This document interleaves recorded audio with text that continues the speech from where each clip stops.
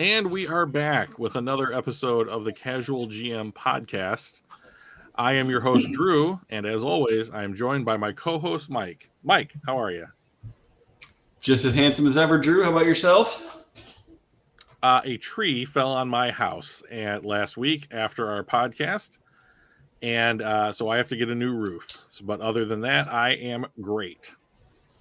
Yeah, and we were out of power from Wednesday at about 5:15 until Sunday at about 9:30. Yeah, right? 9:30. I don't know. It was a long time of being really, really cold. And I now have my first world electricity back with me, and I'm much warmer. First world things are great. I love first world things. Yes, they are. There's the benefit of being in the first world. What's up, One Pride? What's up, buddy? Happy to see One Pride is back. So Yep. let's jump into some notes from around the league, shall we, Mike? We shall. You've paid attention a bit more than me. Yeah. Having no power, no electricity, no internet other than my phone and my coat. So I will let you take this off. Chat is jumping. Hey, everybody. So we are officially trying to. Yes, I do. One Pride. 100% One Pride. 100%. So we are officially into player movement portion of the offseason. So teams are trying to get under the salary cap every team needs to be under by March 15th, the start of the new league year. So you're seeing teams like New Orleans has now begun to restructure a lot of people. We're starting to see cuts in order for teams to free up cap space. And so we're going to touch on some of that stuff today. So we're going to start off with franchise tags. So it's rumored, and I believe that Washington made it official today, where they placed the franchise tag on Deron Payne, their interior defensive lineman. He is in the he must be going into his 6th season, right? Because of this. I was going to look up on overthecap.com here what the tag is worth nowadays. Let's see. Was he a first rounder?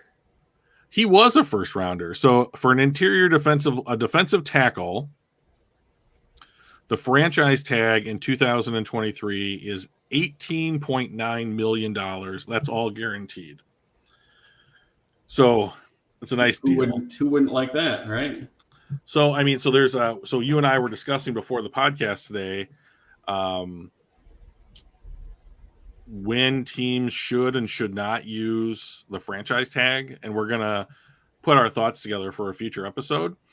And so this could probably be one of the topics that we talk about is, should Washington have extended or franchise tag Payne? So he was their first round pick when they finally decided to start investing again in their defense.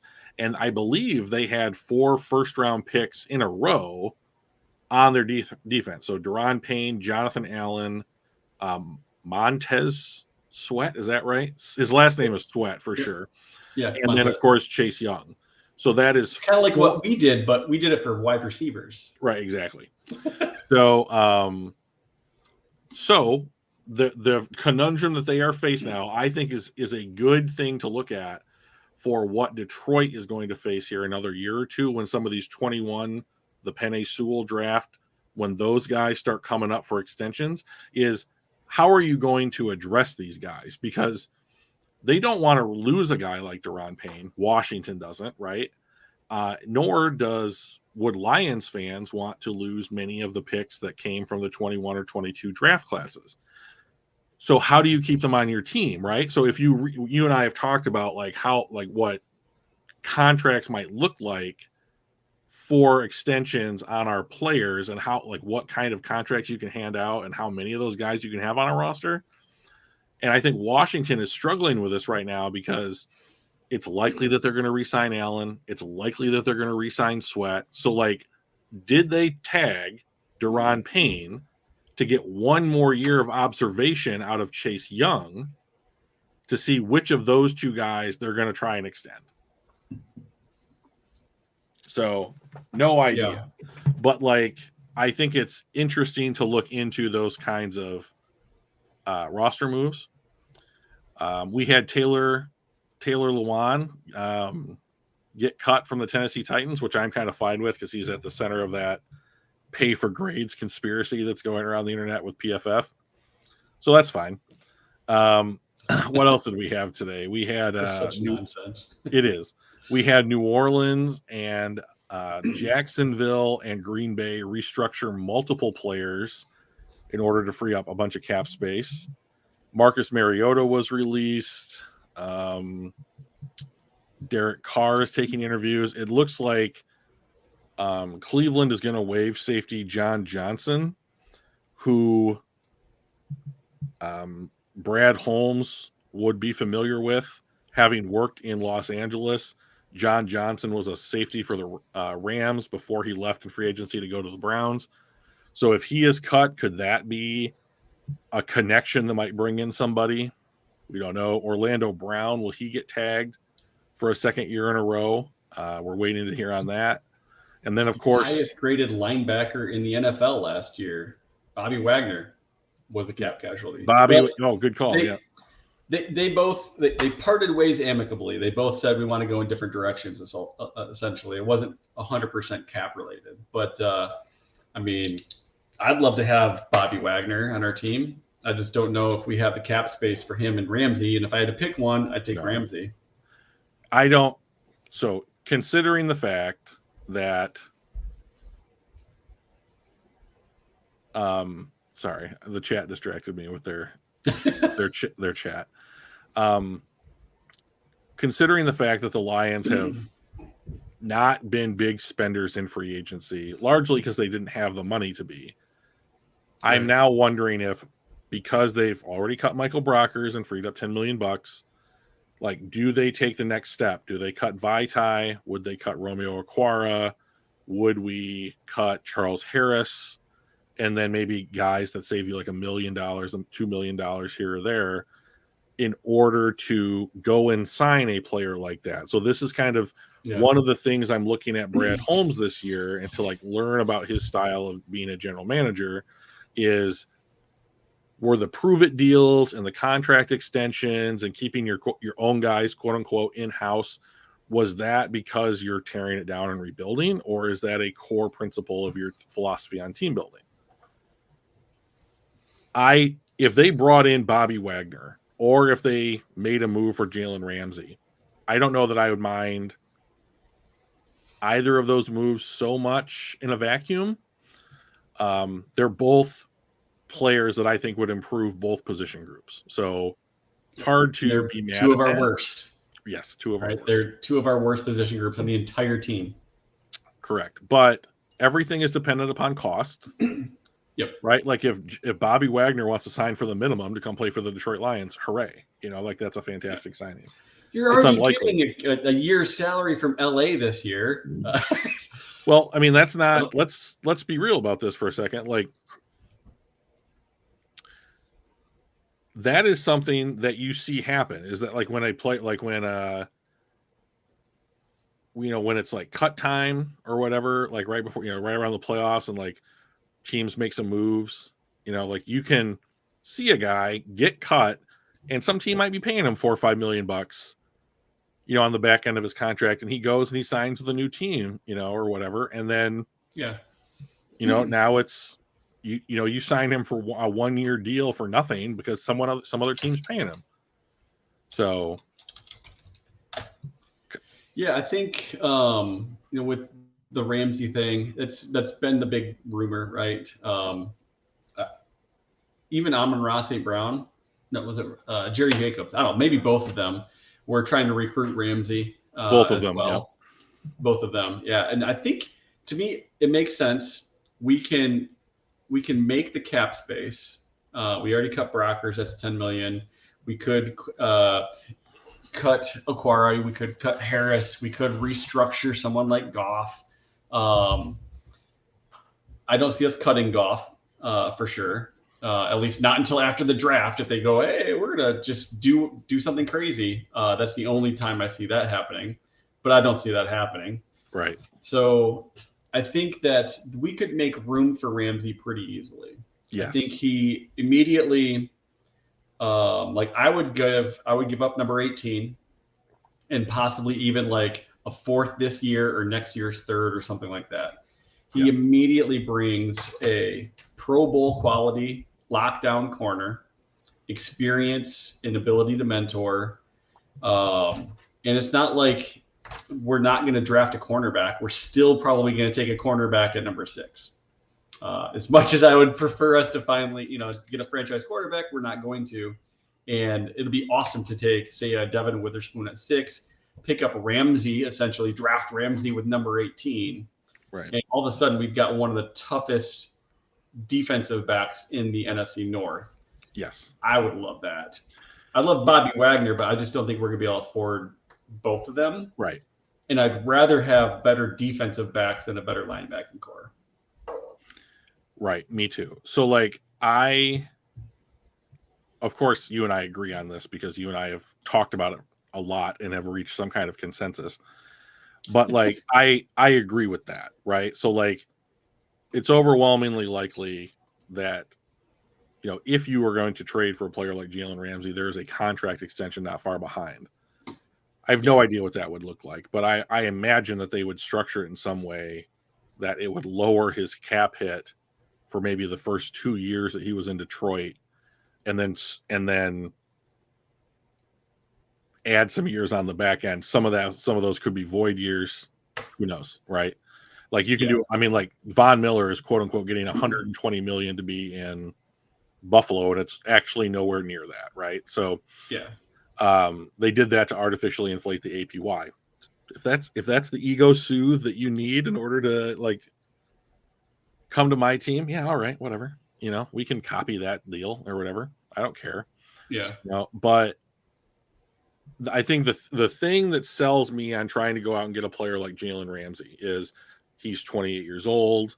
He's approaching that mythical 30, crescendo. He's in his prime. He might be toward the second half of the prime or edging into that second half. He's still in his prime. And I would trade an 18th overall for a in the prime lockdown corner every time. Right. So Detroit was the first team out of the playoffs on tiebreakers this year, right? Assuming that they improve in some way, shape, or form going into next season, then it is difficult to get across a barrier like making the playoffs. So I think even though I love trading down, gathering draft capital, that kind of stuff, there is a hurdle here that needs to be overcome.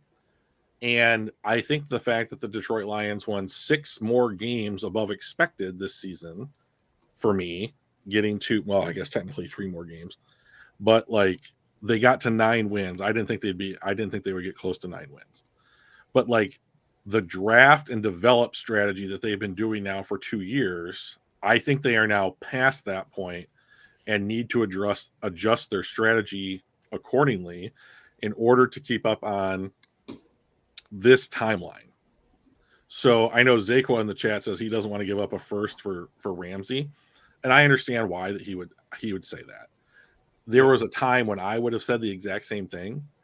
My issue is I don't think that at 18 you can acquire a player as good as Jalen Ramsey, regardless of what the consensus opinion of him around the NFL might be. He is good against the run. He is good against the pass. You can play him in multiple roles on the defense. The problem that people seem to have with him is that he just really wants to get paid a lot. And to be fair, I think that he is more than proven that he should be paid what he wants to get paid. I mean, it's always a huge risk when you decide to give any player a lot of money, right? But I mean, we gave Romeo Okwara $10 or $15 million to miss the last 25 games. I'd rather have a player like Jalen Ramsey making a little bit more than that actually playing on the team than Romeo Okwara. It's just a better investment of your money, and you can never predict injuries. So I know that that's a part of it, but at the same time, like they've got a lot of money. They've got investment of draft capital in a lot of young guys right now. Add some vets to that group and try and get into the playoffs. So I think it also will show what Brad Holmes where he values the current players, right? If he's like, you know what, I'm going to make a trade for Jalen Ramsey, whatever that ends up being. But in order to do that, I need to free up some cap space. That's where you're going to see, all right, does he value a Pro Bowl cornerback over Romeo Okwara, over Chris Harris or Charles Harris? Because you're going to have to make some of those moves, right? So that's where you kind of decide, all right, where do we see our current roster at? Who do we see as expendable? I would essentially trade Romeo Okwara, and when I say trade, I mean cut him to fit him, but like get rid of Okwara in the 18th pick for Jalen Ramsey. Yeah, and the chat's mentioning like, well, Jalen may not be a culture fit. Like it's hard to see him as like a Campbell guy. Well, like are Jerry Jacobs and Amon-Ra St. Brown like Campbell guys? I would say yes. Yeah. And they're the ones out there saying like going out into the media and saying, hey, let's bring this guy in. I mean, at some point, I think that there's that has to be seen, right? But like, let me ask you this: like, what has Jalen Campbell really done that warrants like him having a negative reputation for his personality? Oh, Jalen Ramsey. Yeah. Like, what did I say? You said Jalen Campbell, but that's. Oh, did I? I wasn't sure if you're going to Dan Campbell or the Jalen Ramsey. That person doesn't exist. No. So like he doesn't. But like the only thing I'm aware of that Jalen Ramsey has done, hey Asics, that warrants like he's a diva is that he wanted to get paid, in Jacksonville, and and instead of paying him, Jacksonville traded him, but like he is a top 5 corner in the NFL, and I don't know that that's you can dispute that, and like top 5 cornerbacks in the NFL get paid. Yeah, and you know how many teams have them? 5 or fewer. Yeah, right. Right. So it's like I want to be one of those 5. And whether if we have to cut Vaitai, that's fine. We can draft a guard in the 3rd round. Yeah. So like you and I a long time ago now had an episode where we were talking about like where are players accessible. Yeah. And so the idea was being like, say I needed so that kind of the idea was like do you draft Kyle Pitts or do you draft Jamar Chase, right?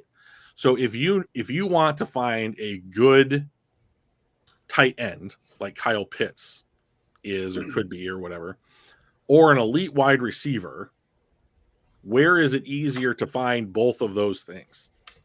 So do you feel like a guy like a Jamar Chase do you think that like Justin Jefferson is going to get out of Minnesota? There's no chance. Right. Not so like you can't, unless everything goes to hell. Exactly. So you can't go into free agency and get Justin Jefferson at 25 or 26 years old. You can't. They just don't make the market. They're absent from that market. So you have to eliminate that as a method for acquiring that player. So like you go to the draft. Okay, well there's a lot of speculation there, right? So like you're banking on those players becoming a Justin Jefferson. Remember, the Eagles picked Jalen Reagor 1 pick before Justin Jefferson. It's still early, Drew. Right. It's still early. You don't know. That was good. But like that was great. But you derailed me. So like I'm hilarious though. You guys are all just so lucky to have me talking. Yes. But like you can't, it's difficult. You can't really go out and find, a Darren Waller or a Travis Kelce or a George Kittle in free agency either. But like, which guy are you going to be able to get closer to? Are you going to be able to get closer to Justin Jefferson in free agency? Or are you going to be able to get closer to Kyle Pitts, right? So like when you talk about like which guy should Atlanta have drafted at 4, this is why premium positions are so important in the NFL. You should have taken Jamar Chase over Kyle Pitts. So Yeah. Do you draft Travis Kelce or you draft Jamar Chase? I don't know that it's a debate. You save so much. I think a lot of it. Go ahead. I think that there's a lot of. It depends on the makeup of your team, the quality of your quarterback. I think Travis Kelce would be a better fit on the Lions because Jared Goff can't accurately push the ball downfield where Chase is great. I mean, his average yards per target is 30th in the league. You know what that is? That's tight end slot shit right there. But if you have an elite quarterback that can push the ball downfield, you take Jamar Chase every time. So Travis Kelce is not a unicorn. He was the 63rd pick in his draft year. So, I mean, like, I think he's talking about like knowing what we know and the players that they are. Like, who would you take? And I would say I would take Jamar Chase quarterback with Goff. Yes. So you can underthrow him like he does Williams. Well, I mean, like, so here's the thing, right? So, I mean, like, when you look at a player like that, I don't think that you can say like this player is going to be dependent upon like the point would hold true for both guys, right? I mean, so like the Lions have Travis Kelce on the roster. He just looks like Amon-Ra St. Brown. Like they are used in the same way. They are chain moving possession-esque receivers who are there on volume and who get open. That's their role. Like Jamar Chase and Travis Kelce are not the same player. I think that a Jamar Chase makes things, or like a Jamison Williams, makes things easier for a player like Amon-Ra St. Brown. Like their presence, it's called, like in the NBA, it's called gravity, right? Like you pull attention towards yourself, right? And away from other players. And so I think that just by having a Jamar Chase or a Jamison Williams, it makes other players' jobs easier. Travis Kelce certainly also fits that mold now. But my point is, like, when they come out in the draft as prospects, no one thought this about Kelce. He's a surprise. So, but like, that's the point, I guess. And like, wide receiver is simply more valuable than tight end. Kelce is an anomaly because he happens to be so good. He is an anomaly in the same way that an Aaron Donald is an anomaly, in the same way that a Quentin Nelson is an anomaly, that Ed Reed and Troy Polamalu, amazing players at poor positions of value, still bring amazing value to your team, but you don't bank on those players becoming all-time greats or perennial all-pros. Yeah. Because it's that part of rating and scouting a player is so unbelievably hard. That's why, like, when you look at the elite end, like elite tight ends in the NFL, like none of them are high draft picks. Kittle was a 5th round pick. I don't know where Waller went, but like we just said, Kelce was a 3rd round pick. Like you take these guys because they have upside, but you don't expend premium draft capital in them, So, and they become good deals because of what you spent. Not like this is why TJ Hawkinson is not considered a good deal. Is because what's up, Jerome? Oh, I was just telling Jerome what's up. Oh, I got you. So I didn't see him in the chat before. I wasn't paying attention. I think it's been. I think when we started, he hung out with us a little bit, but it's been a minute. It's good to see him back. Yeah, I think he runs a Facebook group that I used to be a part of back in the day. I think you don't you do Lions Lounge or Lions on the Prowl, Jerome? He might, yeah. I don't remember which one. I remember seeing something earlier today or yesterday. Yeah, but welcome. Yeah, but we see this is exactly what I thought, Mike. Yeah, Lions Lounge. There it is. Boom. Yeah, Lions.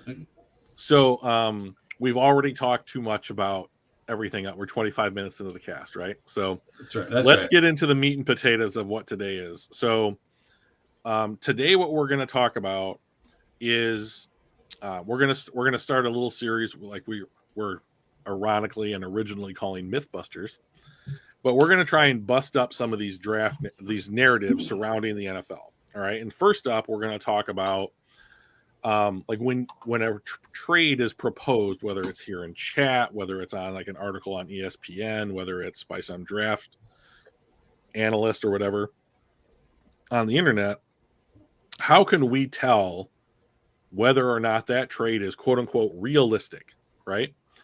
So the only thing that can tell us whether or not a trade is realistic or not is what the NFL themselves have done in the past. So what I've done is I've sketched out every trade in the NFL for the last 6 years, and Jake Don says Jake Moody at 6. So I mean, I love Jake Moody. I mean, I'm a Michigan fan, right? So I've loved Moody for like the last 4 or 5 seasons, but I can't bring myself to take him at 6. I'm not a Raider. So we are going to talk about dispelling some kind of like the myths of what drafting costs and both teams. So what I've done, it's just probably going to be hard to read because it's an Excel document and I don't make things look pretty. I tried, guys. Yeah, Mike put in some effort to try and make it a little more eye-popping. So what we're doing here is we're going to take a look at a couple of trades from the last couple of years, and we're going to talk about the value that the teams involved either spent or acquired to do these things, and then maybe a little bit about how it worked out. So the first trade that we want to work out is the Trey Lance trade from 2 years ago. Mike. I know. Well, I'm trying to get it just right so we can see the average points. We don't need it to be just right. You need it to be readable. I know. Can you make it a little bit bigger, please? For the there last. How's that? Jesus Christ. So that's good. Thank you. Don't touch anything. So what we've done here is I have done these calculations based upon from the perspective of the team trading down. Okay, because I prefer to trade down. So that's how that goes. So here we have the trade. Miami traded down with San Francisco. San Francisco received the number 3 overall pick, which they used on quarterback Trey Lance. That pick is worth 2,443 mythical fantasy draft points, according to the overthecap.com's overthecap.com's trade value chart. We're not using the Jimmy Johnson chart. And then Miami received the 12th overall pick, which they ended up trading. That became Micah Parsons. They got a 2022 first round pick, a 22 third round pick, and a 23 first round pick. And at the time, everybody was like, oh my God, Miami gave up so much. They gave up so much. They got so much from San Francisco to do this. And like, and then there was a big deal. They were right. They were right. So what I've done is I've come up with kind of a metric that I'm calling points per pick, because that's exactly what the math works out to. And so what this is, if I trade down, how many points for every trade value chart point do I get back in the trade? So, and that is the column that's over there that's highlighted. Okay, so we know the point values in 2021 of the 12th overall pick and the 3rd overall pick, right? So, but when Miami is making the trade, all they know is that they're getting picks from San Francisco in a future year. So how do you value those points? Well, you have to value them as the middle pick of whatever round in whatever year you acquired. So a round 1 pick costs 1,595 points in whatever year you're drafting, because it's considered to be the 16th pick in that class. So when Miami made the trade, it's 1,741 points for the 12th pick, and then every value in the future pick column added together. And when you divide that by what the 3rd overall pick is worth, you get a point per pick of 2.34. So Miami gave San Francisco $1, and San Francisco gave them $2.30 for every pick that they got, for every dollar that they got. That's a great deal. It turns out it's an even better deal because they use it on Trey Lance, which they've gotten absolutely nothing out of, right? So Miami was able to improve its situation. So then in the 2022 class, we know where those picks fell in the draft in each round. So you're able to put that value in to what they actually did.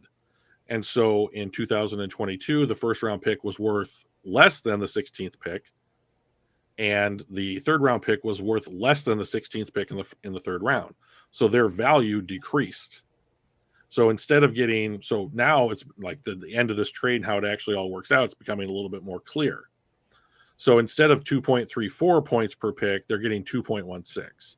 So it's becoming a little bit less good. Still amazing, but a little less good. Yeah, they start getting double the value, right? Right. They're essentially giving up the value of that third overall pick twice. Right. Then Miami just does an absolute dumbest shit and you can do in the NFL, which is to get caught cheating, right? And they have to forfeit their first round pick this year for tampering with Tom Brady and Sean Payton.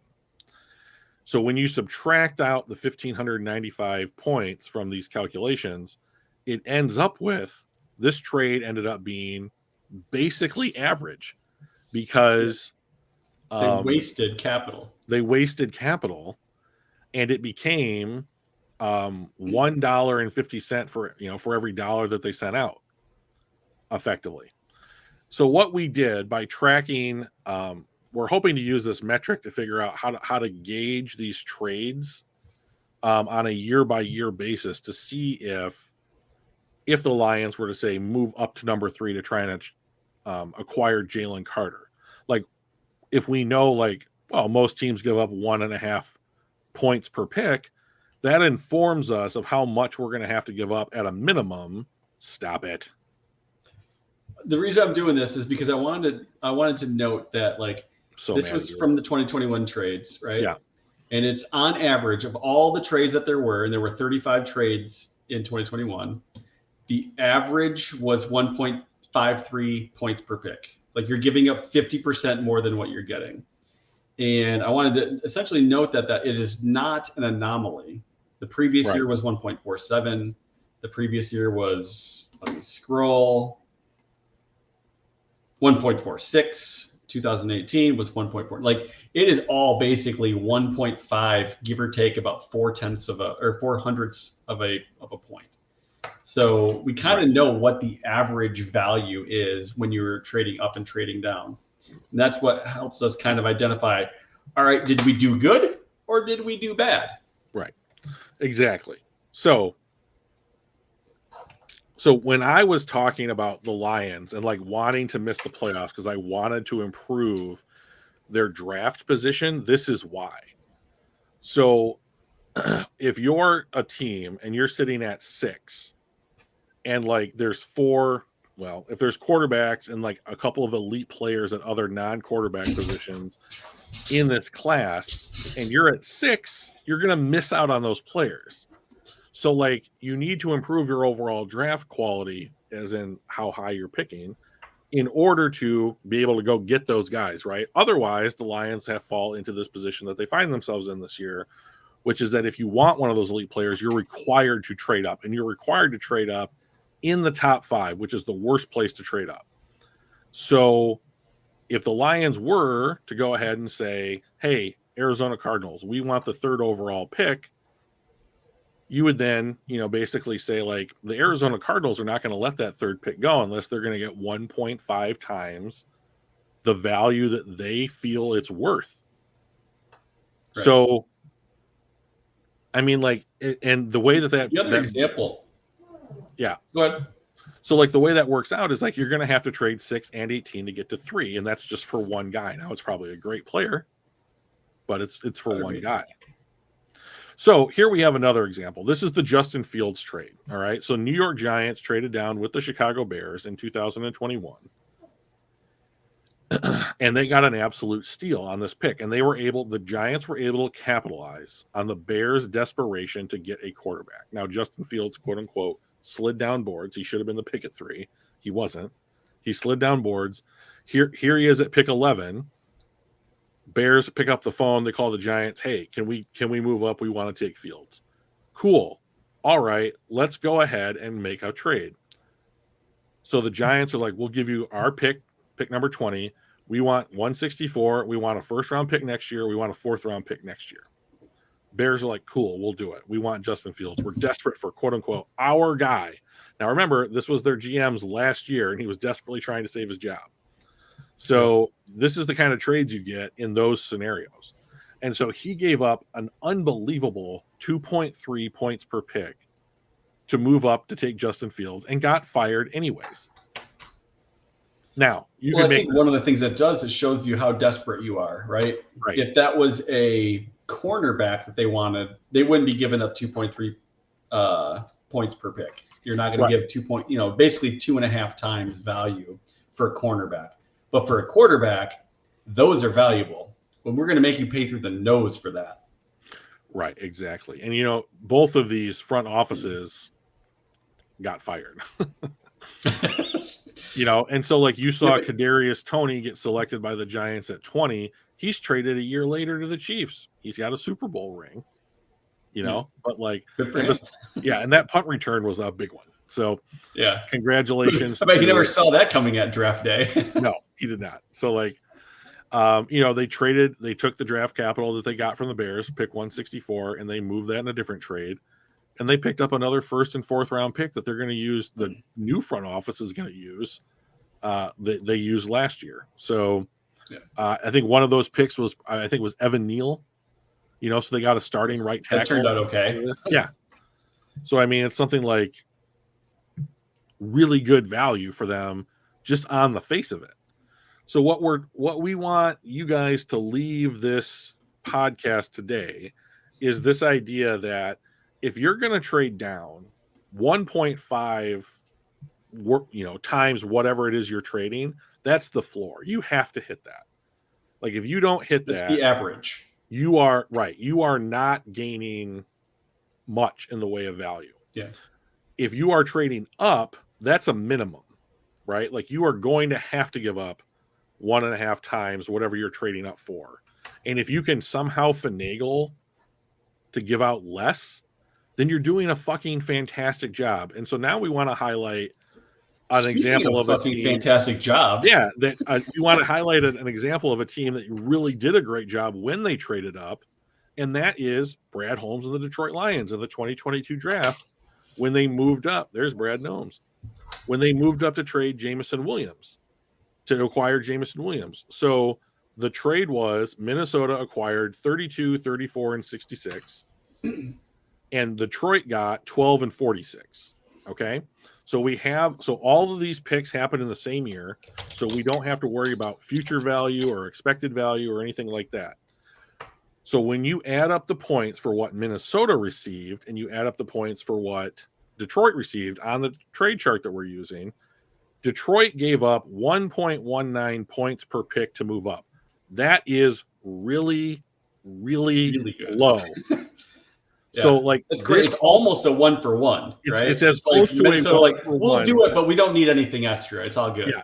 Hey, we'll help you out, buddy, or whatever. But so far in Brad Holmes' era, he has traded with Kwesi. I can't remember how to pronounce his last name. But the first name is Kwesi. He's Minnesota's GM. He's traded with him twice. And each time they have received nearly 1-for-1 value to go and get something Detroit wanted.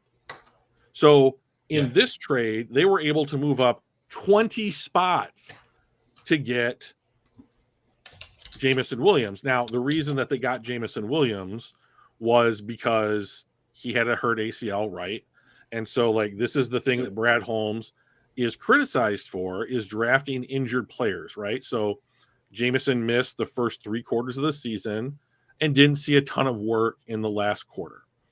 But he went up and got this guy. And he didn't give up much to do it. And if Jameson Williams is healthy, like everybody expects him to be heading into his sophomore season here in Detroit, he could be amazing. And this is the thing that I think one of the other myths I want to dispel as much as I possibly can is that Brad Holmes has done this exact thing multiple times, which is the drafting the injured players thing. Well, the reason that they're there is because they're injured. Yeah. The reason that they're available is because there is this reason that is quote unquote suppressing their value. And Brad Holmes is saying, like, they're not going to be hurt forever. I'm going to go get those guys. So no one comes to you completely unbanged up. Correct. So like I've seen some people out on like draft forums for the Lions say like, well, we need to get Brian Breesy, or we need to get Tyree Wilson, or we need to get, this other player. And I was like, that dude had an ACL. That dude broke his foot. This guy has had concussion problems. That guy separated his shoulder. Like, you are not going to draft clean players and then have them remain clean on their injury history their entire collegiate and NFL careers. It simply doesn't happen. So I think the biggest thing is you have to stay away from the brain injuries. Sure. You break an arm, that's going to heal and it'll be back to good. Right. Concussions, that shit stays with you. Yes. And just gets worse. So I think when we took, was it Kerryon Johnson that had the brain injuries in college? We drafted him. It wasn't him. Was it the guy before him? Oh, are you talking about the kid from Virginia Tech? Yes. Yeah. What's that? Javid Best. Javid Best. Yeah, he had like 2 or 3 concussions in college. Dude could run like the wind. All that. Oh, it does. Yeah, he could. He was phenomenal. But he couldn't stay healthy because those kinds of injuries accumulate and just get worse. You break an arm, it heals, you're good to go. ACLs, you're maybe a little bit slower, but like it's not like you can't run. It's not going to end your career at this point with medical. So stay away from brain injuries. I don't care about the rest. Everything else you're going to come back from. So like, and I think what Mike is saying is completely valid, and I agree with. So the thing that Brad Holmes, part of his draft philosophy is, if you can get a player, if they were not injured, and because of an injury they have been pushed down the board, that is a value if the player can become healthy in the future, right? Yeah. That is how he is trying to turn a 3rd round pick into a 2nd round pick, a 2nd round pick into a 1st round pick. Drafting JMO at 12, he could have gone like what? Who was the first wide receiver taken that year? Was it Wilson at 10? Garrett Wilson. Was there another wide receiver? He was the first one off the board, right? So like Gronk had, it was definitely not. Gronk had back injuries coming out of college, so that's why he fell to the 2nd. But like, I think didn't it go Garrett Wilson at 10, Chris Olave at 11, and then they traded up? No, is that the same draft? It is. Well, we could look it up. Or is that what you're doing? Yeah, that's what I'm doing. So number 1 was Trayvon Walker, then Hutch, Stingley and Gardner, cornerbacks at 3 and 4, Thibodeau at 5, Ikwonu tackle, Evan Neal tackle, Drake London at 8, and then Garrett Wilson at 10, Chris Olave at 11. So JMO fell to the 4th guy taken, 4th wide receiver taken. And Brad Holmes didn't have to give up much to go get him. And like, if you look at this. Sorry, like, Funky.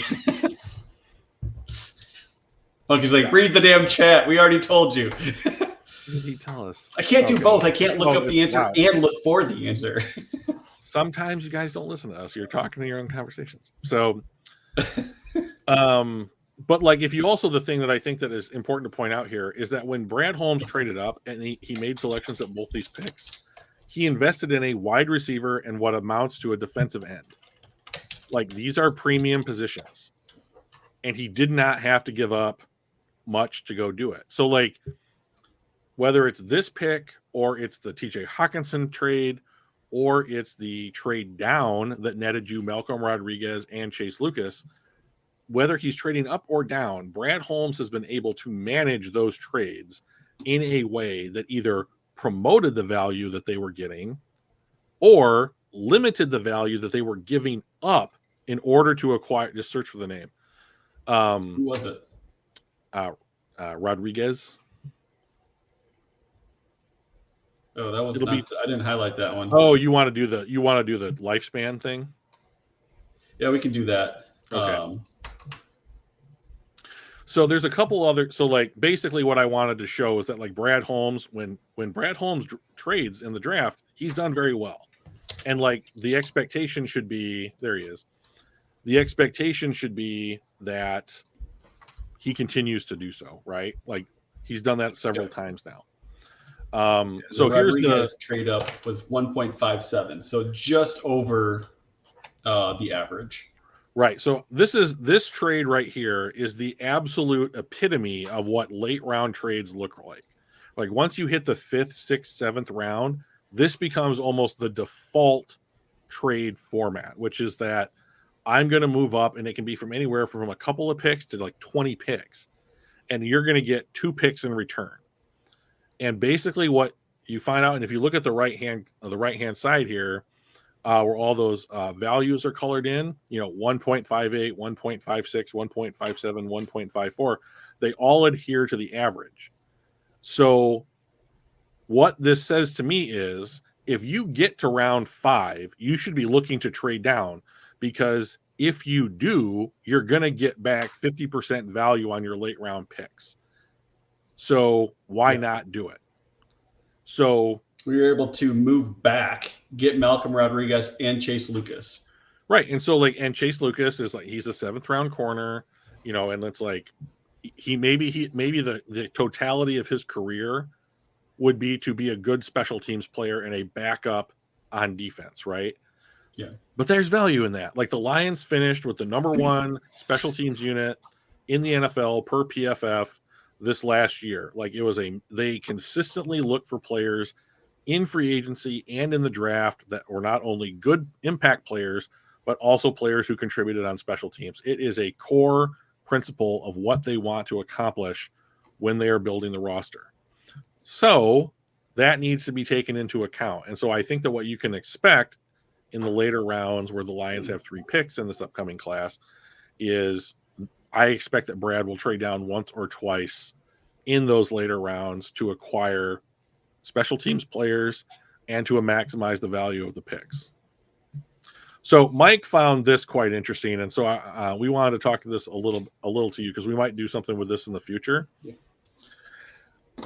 So this first trade, trade 30 here between Buffalo and Houston. Yeah. Houston. So I remember looking at this, and I was like, wait a minute. So they traded up just to trade the pick to LA? Right. I was like, that just doesn't make sense to me. Why would they do that? And they gave up 1.5, basically an additional 53% of what they gave up to do that, just to trade it away. And then they went and traded it again. Right? They got the 174, and then they traded it to LA to trade up again to 170. So they essentially gave up 203 and 212 to get 386. Or I'm sorry, to get 174. And then they traded 174 and 233 to get 170. So effectively they traded 203, 212, and 233 to bump up to 170. Right. The total points that they gave up was 830. Right. They got 397 points of value. So they spent double just to do that. So they better like Garrett Wallow, because they gave up twice the amount of draft capital to do it, which kind of blows my mind. Yeah. So, I mean, and so the point of this is that if you look at the lifespan of a trade, like, okay, we traded multiple picks for this pick. This was then included in another trade. How did that thing work out? If you then add up the points and examine how your team is using their draft capital, you can see that the further out you trade, the longer these kind of tributaries go, it ends up being like you end up giving up more and more and more in order to make these deals happen. So Houston's terrible. That's why they're picking 2 again. And so I think because they just wasted draft capital. Right, exactly. So ways like to make their team better. They're like, Right. So like one of the things that Brad Holmes is praised for is finding talent in the late rounds, right? So like here would be 4 opportunities for him to find a player that, helps the rebuild. And instead of going that route and taking chances on players, Houston put their eggs in a basket, and then that player has to work out in order for those picks to have value. So can you imagine what Brad Holmes's draft record might look like if he didn't have guys like Malcolm Rodriguez, Amon-Ra St. Brown, on the pick list, because he had done trades like what Houston has done here to move up and jump all over the draft in order to find quote unquote your guy. Well, I mean, Holmes just did. So Joey's got an interesting thought there. He says, so the gap between pick 81 and 154 is pretty massive. I got to think Holmes gets antsy and makes a move for a pick somewhere between there. So if I was the case, do you think he's going to trade back from one of the earlier picks to get multiple in between that 81 and 154? Do you think he's going to actually move up to draft into the hires?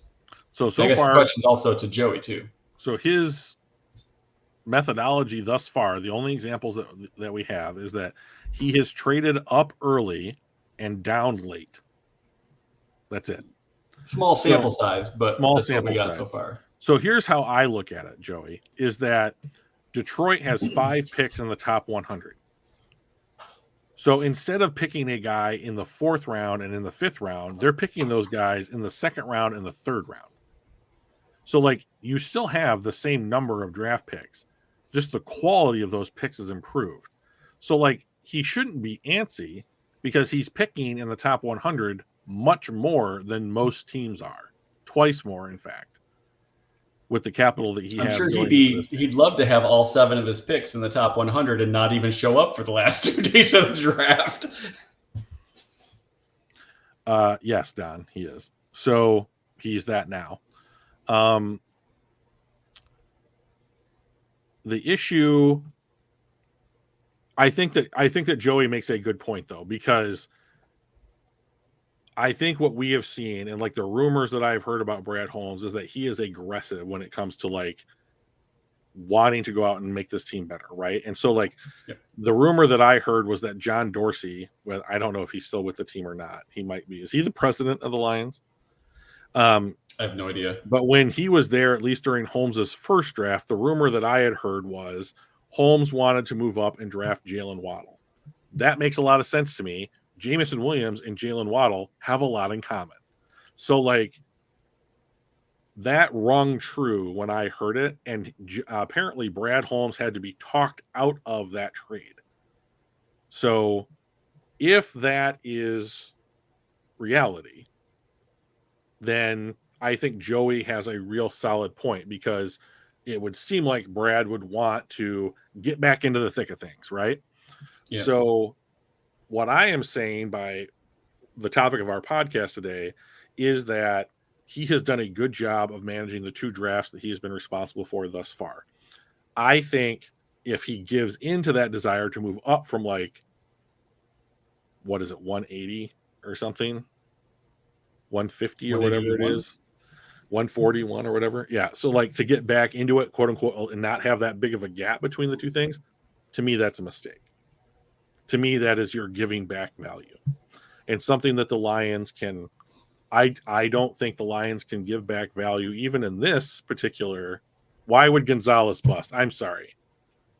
That why would Christian Gonzalez bust? What is the reasoning behind that statement? I'm sorry. What, I cannot handle this right now. Why would Christian Gonzalez bust? That's ridiculous. Come on, One Pride. Get your head in the game, I mean, buddy.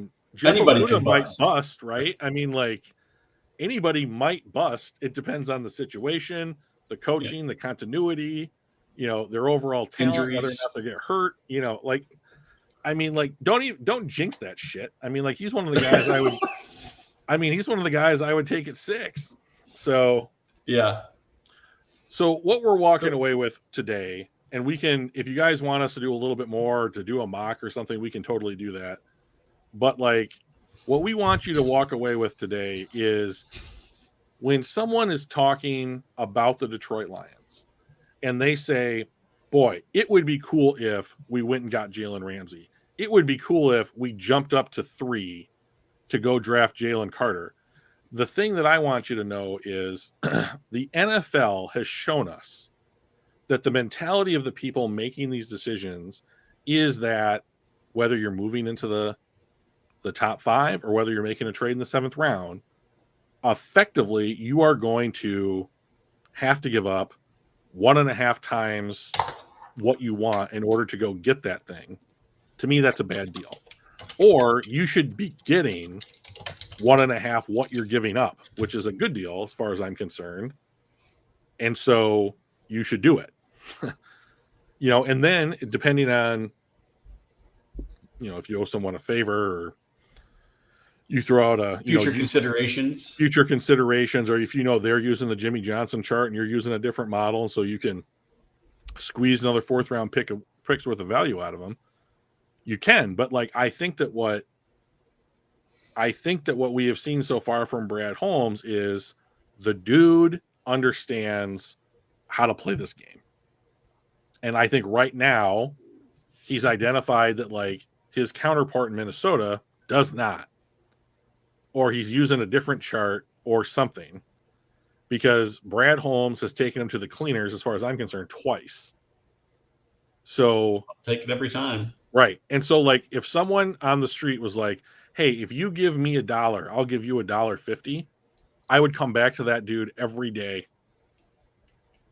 Yeah. So, well, one of the things that we talked about, I know we're getting close to wrapping up, but sometimes when we're looking at points, you have a trade like this where you got Jalen Ramsey and you're trading them for picks, right?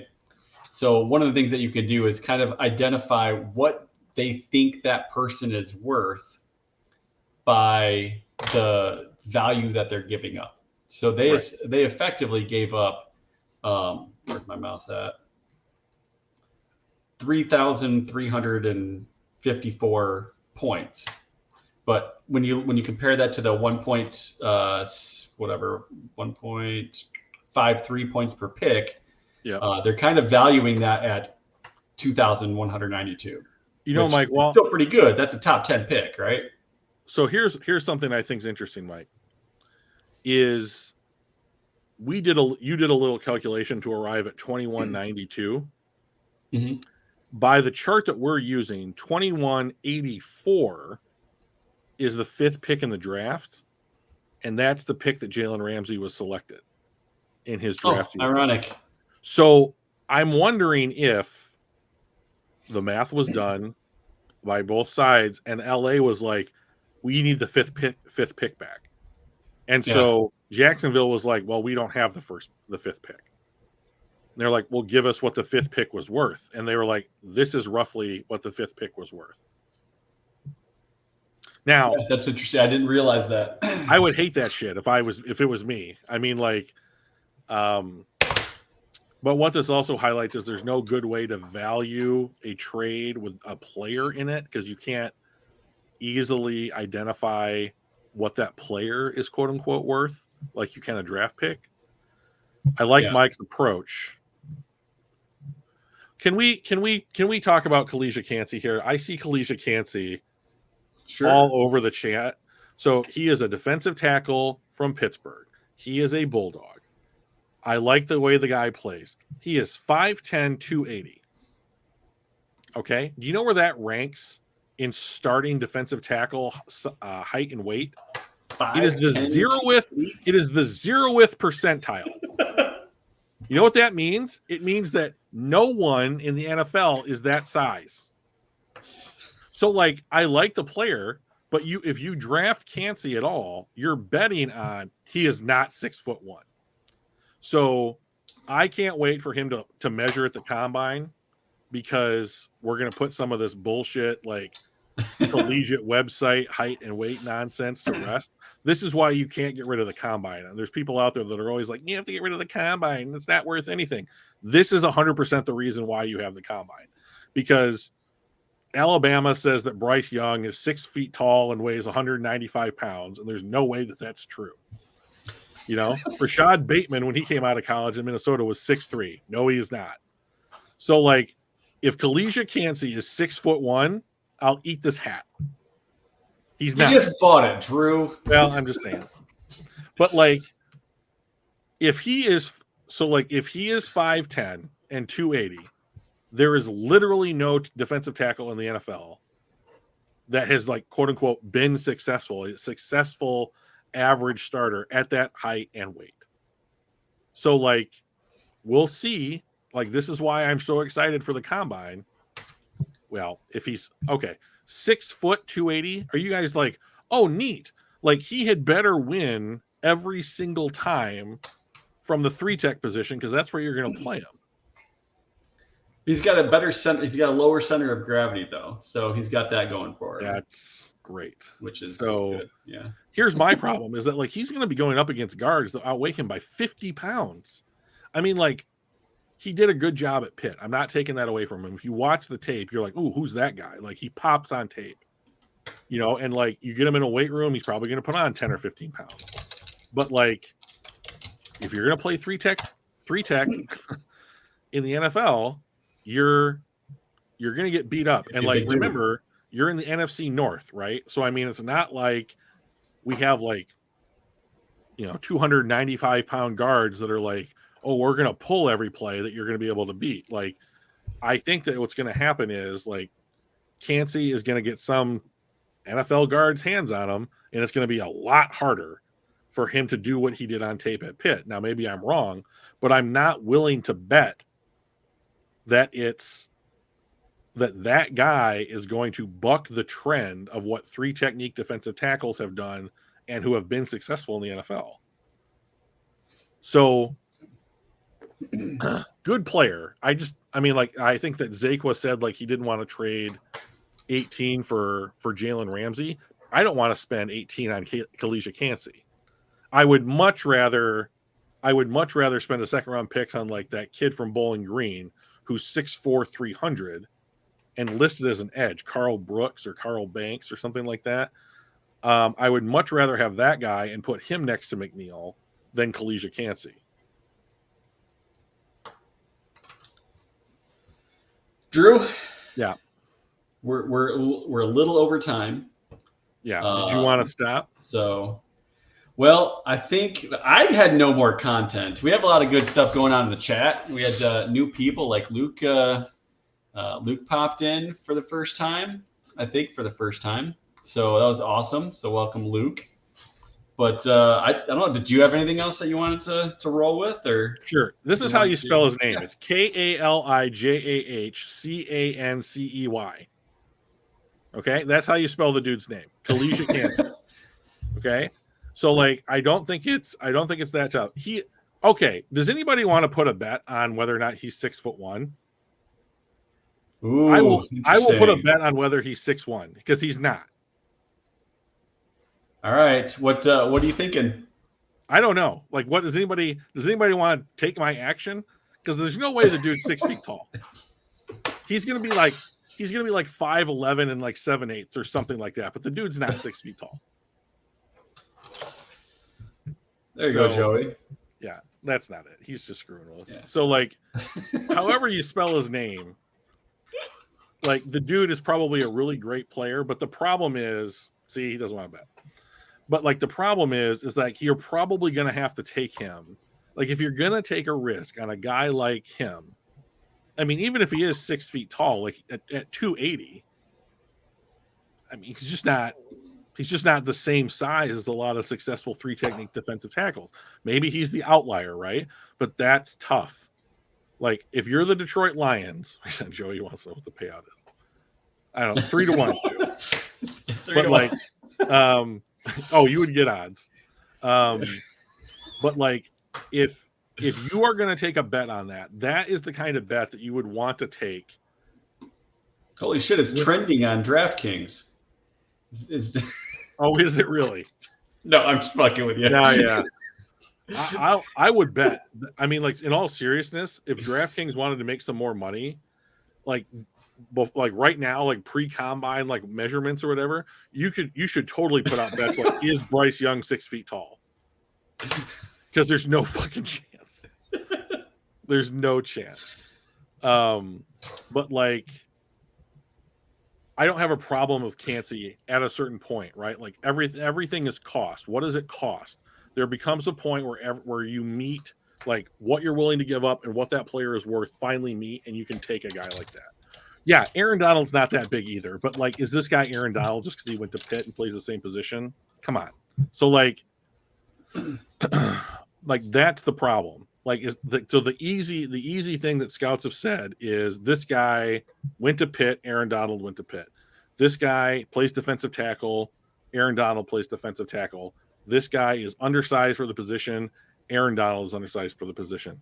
If you want to tell me that Kalijah Cansey, if you can look into a crystal ball, and this guy is going to become arguably the best 3-technique defensive tackle to have ever played in the NFL, and the only comparisons for him are like Reggie White and Warren Sapp, yeah, go ahead and use the 18th pick on that guy. That's fine. But the problem better be a nice crystal clear picture in that crystal ball, right? Because no one knows if that's true. Like, then that is why you get like a Travis Kelce in the 3rd round. Like, that's why Aaron Donald didn't go until the 12? 12 or 13, right? 12? Yes. Yeah. It was right around in there. So I mean, like, if we could have taken him instead of Eric Ebron, right? Like, if teams knew that Aaron Donald would be Aaron Donald, he'd been the 1st or 2nd pick in the draft. Yeah. I mean, that's just it. Like, I mean, that's why it's all chance. It's all speculation. It's projection. And like, you have to make these picks with what you know right now and what you think the dude can be in the future. So like, the only thing that we know for sure right now is, what do we know? Well, this week we're going to learn a lot more, right? Like, how high do you jump? How far do you broad jump? How much do you bench? Like, what do you run on the 40? Like, how much do you weigh? How tall are you? Like, this shit matters, right? And so it's like, did you have a good interview? Yeah, like, did you come to Indianapolis and smoke a bunch of weed like some guys do and get caught? Like what's your decision-making process? You know, all this kind of stuff leads into what your projection is of where this guy goes based upon what you know, which is height, weight, speed, strength, what in the game tape. And so like, Kalijah Cansey might be great, but I think the fact that Detroit needs an interior defensive lineman and this dude has comparable like situation to Aaron Donald is getting people to be like, we should take that guy. Yeah. But like, I also think you're better served if it's something like, I'm going to take Witherspoon or Gonzalez, one pride, at 6. And then I'm going to take another player to TBD at 18. And then I'm going to see if, you know, maybe Kalijah's there at the, you know, the first third of the 2nd round or whatever, and you trade up from like 48 to go get him. Okay. Neat. But like, I don't want to take that bet with like the 2nd best asset that we have in this class. The 3rd best asset, now we can talk. But not the 2nd best. That's my line. Yeah. He looks great on film. He looks great on film. Can I just posit one thing? He plays in the ACC, guys. I mean, like, I mean, it's not the Big 12, but I mean, it's the ACC. So, I mean, what are we talking about? Going up against dudes from North Carolina State, Wake Forest. At the same time, that's not his fault. No, it's not his fault. I mean, he did choose where to go to college, but I mean, whatever. Yeah, but I mean, so, like, but like, he probably, because of his height, weight, speed, he probably didn't have USC, Ole Miss, Penn State, you know, Wisconsin kind of offers. So you go where you can play, right? Like, we see that even more now with like the transfer rules and the NIL stuff. But like, it's where the money is right now, right?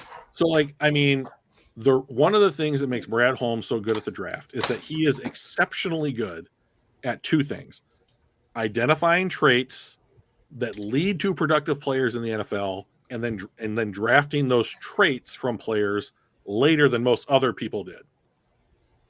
I'm thrilled for him, One Pride. The other thing that he's good at is finding the appropriate spot to draft some of these guys, right?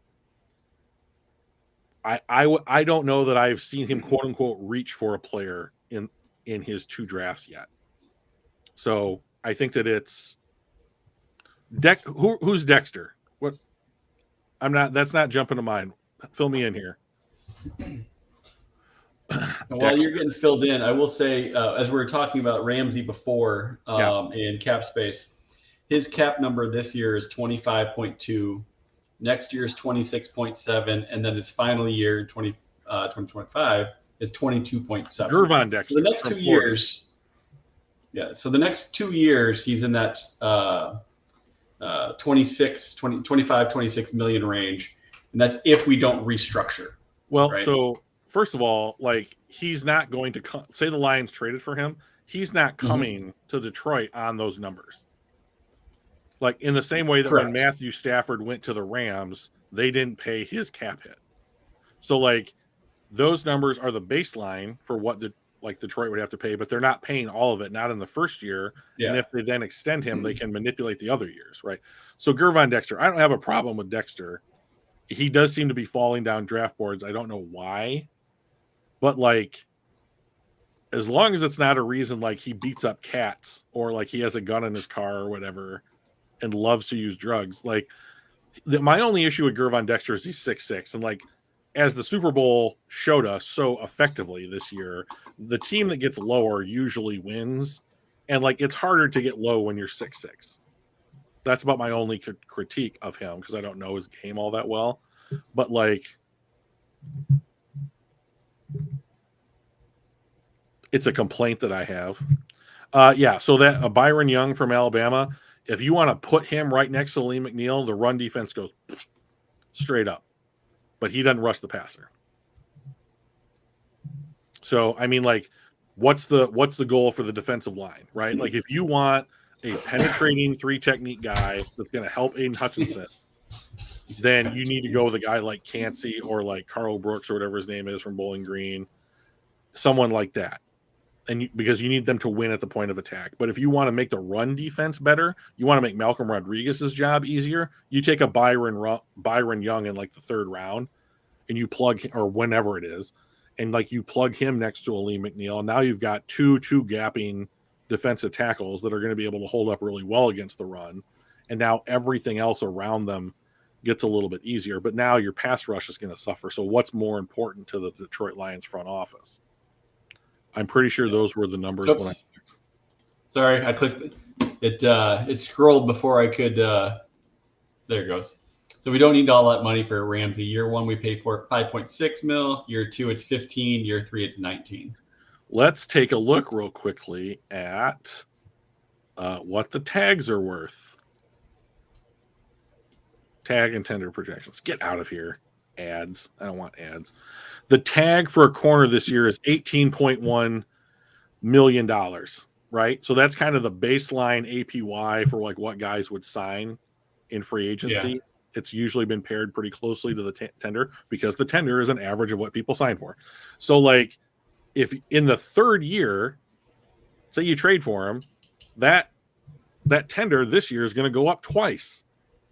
So, like, to me, as far as I'm concerned, like, if you're looking at those numbers, thank you very much, Funky, for providing those, then you're getting him at slightly under market rate. And that's through his age 31 season. Yep. And so then you can formulate the extension to be like, okay, you're 32. We'll start to reassess, and we've got some void years on the back of it.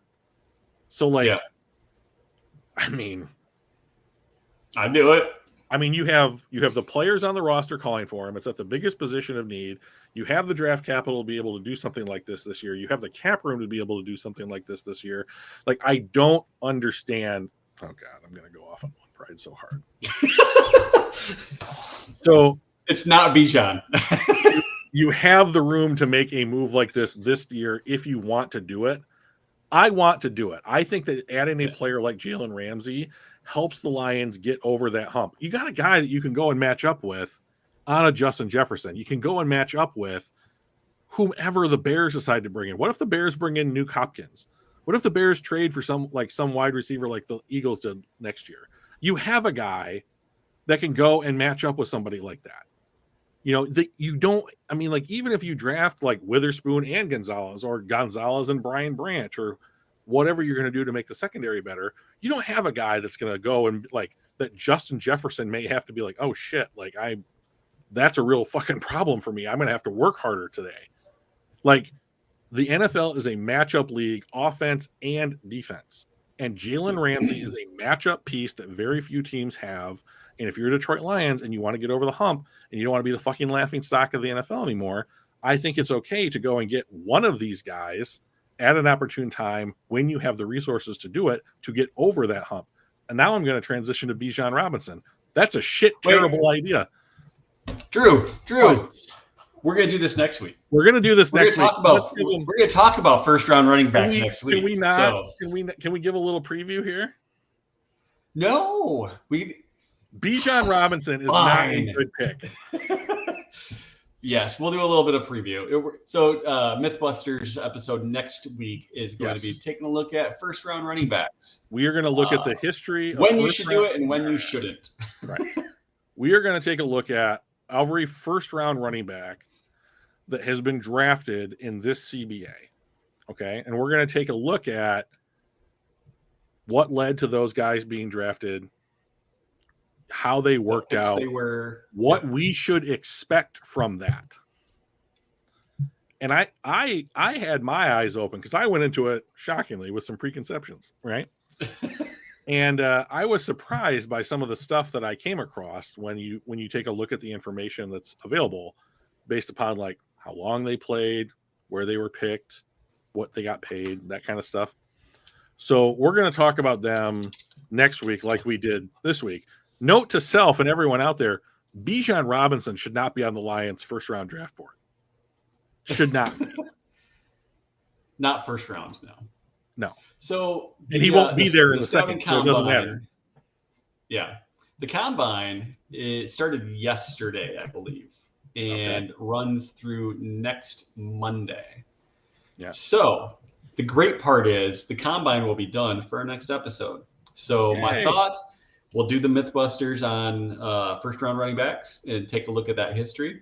And then we can kind of do a big combine review, see what the rumors are out there, see if Drew's got to eat his hat. We'll make him eat the Baltimore Ravens hat because he just got the grit hat. No, we will not. Maybe I'll give you my Michigan State hat. You can eat that one. I won't touch that piece of trash. But that's kind of my thoughts. So next week we'll kind of do that. And I really enjoyed the chat and just talking about different prospects and what we thought and different ideas on there. So maybe that's kind of what next episode also kind of fits in as we're getting through combine, cuts, franchise tags, free agency coming up, all that kind of stuff. I think that'd be a lot of fun to have basically a real-time mailbag section. Sure. With the chat, because y'all have some pretty good ideas, and then there's some pretty bad ones out there too. But a lot of them are mine, to be honest. So I will say, I really enjoyed the chat the last couple of weeks. There's been a lot of like passionate discussion. You guys are not out here trashing each other, which I really respect.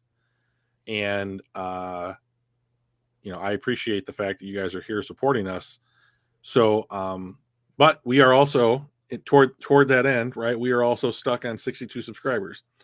So if you know someone else that you think might like the show, invite them in, right? Maybe they'll subscribe, maybe they won't. We can't just keep living off of Mike's friends. Fans. What? They don't even have to be Lions fans. Luke, who was in the chat here for the first time, he's actually, I don't know why, but he's a Cardinals fan. Interesting. I think we've gotten a couple Bears fans and a couple Packers fans that have subscribed. I haven't seen them in chat at all, but I've seen them subscribe. So you don't even have to be a Lions fan. It's just a lot more fun. Right. You'll have more insight into what we're talking about. Oh, Dr. Detroit wants to make a suggestion. Please do. Absolutely. Let's do it. Thanks, Joey. Appreciate it. While Dr. Detroit's typing that out, you can catch us live every Tuesday at 7:00 Eastern. Mike would kill me if I didn't say please like, comment, and subscribe. And you can email questions or comments like Dr. Detroit's doing to casualgmpodcast@gmail.com or hit us up at casualgmpodcast on Twitter. Right on. You use the Lions logo on your thing better. It does not show up enough. What Lions logo thing? Are you talking about the background? Oh, you can't tell it's a Lions channel. So right. Use the Lions logo instead of just the generic Casual GM podcast. Yes. I think we could probably throw like a little line. Well, we'll have to do it in a way that doesn't infringe trademarks. Correct. Or we'll have to get permission. So hey, we'll think on it though. I like that idea. If you guys have a piece of artwork that won't get us in trouble or sued and would like us to use it on the show, please email it to casualgmpodcast@gmail.com, or you can hit us up on our Twitter feed, Casual GM Podcast on Twitter. Yes. I'll take a look at what that's a good suggestion. Copyright types of, I like that. Even if it's just like two little Lions logos on underneath and underneath GM. And would StreamYard let us put a piece of artwork behind our pictures right now up here in this kind of like navy blue section? No, Joey. No. I'll have to take a look. Oh, good God. Let's keep it. Let's keep it. No, he meant a picture of Matt Patricia. Okay, we got to stop with the Patricia. We got to stop with the. It's fun. He's gone, right? He's gone. I know. So just everyone be happy. Could it be a Matt Millen joke though? No. So here's my Matt Millen thing. Ever since he got fired, I've had to listen to that son of a bitch talk about Michigan football like he knows some shit about what's going on the field. And it's like I just wanted to watch Purdue and Michigan, and then fucking Matt Millen is here talking about it, ruining it for me. So, oh man. All right, guys, we'll catch you a week from now, minus an hour and 22 minutes. Yeah. So, thanks, guys. Really appreciate you. Peace.